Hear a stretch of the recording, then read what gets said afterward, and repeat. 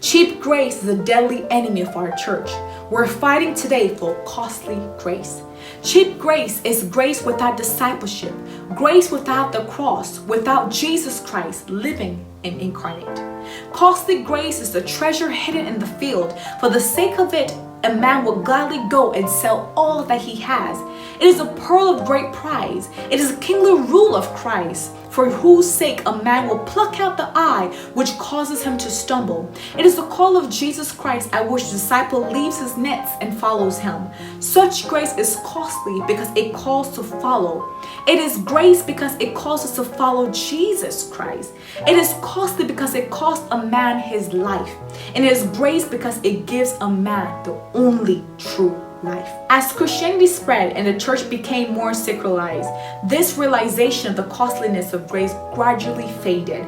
The world was Christianized and grace became its common property. It was to be had at low cost.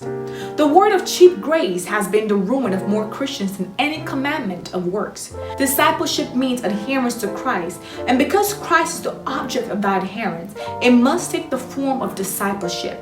An abstract Christology renders discipleship superfluous. Christianity without the living Christ is inevitably Christianity without discipleship. And Christianity without discipleship is always Christianity without Christ.